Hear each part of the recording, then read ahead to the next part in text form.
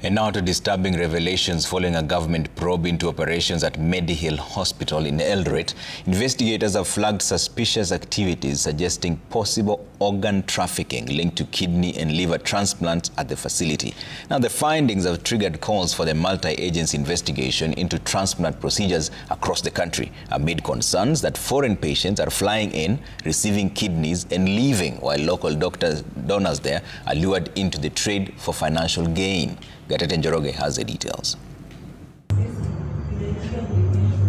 We meet a frail Amon Kipruto walking slowly beside his mother on their way to Moi Referral Hospital for a routine checkup, a journey filled with uncertainty as his fragile condition offers no clear end in sight. At just 23 years old, Kipruto is battling complications stemming from a kidney donation.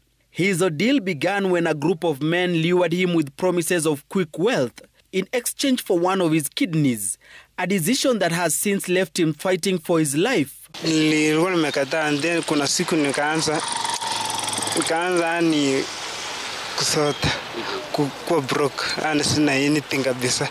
Nikifanya kitu hata sina anything, nikabidi niwapigie nikamaliza ile deal ikoje. With Kipruto now family in their grip, the group arranged for his visit to a health facility within Eldoret city. There, he lost a kidney but walked away with just over $500,000 shillings, unaware of the long-term cost his body will soon begin to pay. Nilifanywa operation at Mediheal. They removed my kidney, but nilikuwa nimekubali. I agree with them that they will pay me on my 600 and they pay me through a person called Mohammed. Ilikuwa deal. Nilienda hata nikafanya kila kitu huko Mediheal. I agree and I sign huko. Sadly, Kipruto never got the chance to enjoy his newfound wealth. No sooner had he returned home than complications began to set in, marking the beginning of a painful and uncertain journey. Nilienda kuona mama na ndugu yangu mdogo akaniambia mtoto ametolewa kidney, enda muone. Kufika, nikamfika kama anatema pofu na ako weak. Jirani alikaniambia alikuwa amefaint na akampea maziwa. I regret because I've always give my mother. Nimepea mamangu a hard time. Yeah.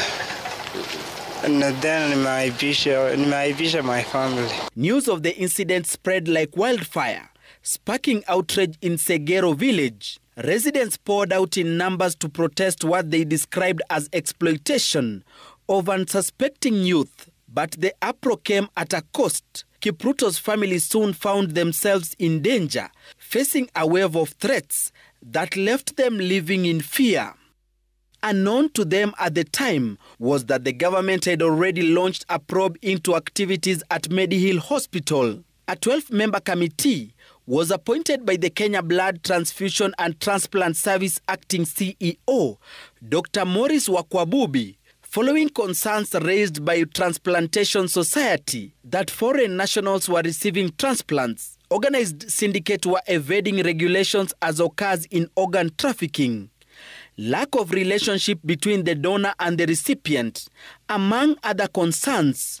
True to the issues raised, the committee formed established that 372 kidney transplants were done between 2018 and 2023.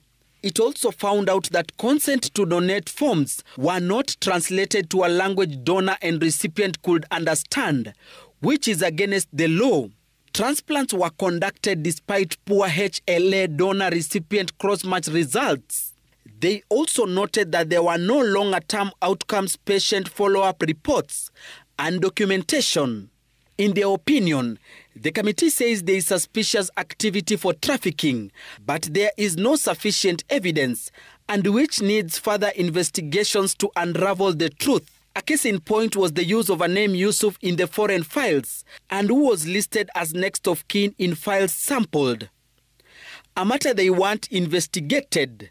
They now want all transplant services be traceable, and for further investigations to be conducted by a multi-agency group comprising DCI, Interpol, Ministry of Foreign Affairs, healthcare regulators. Gatete Njoroge, Citizen TV.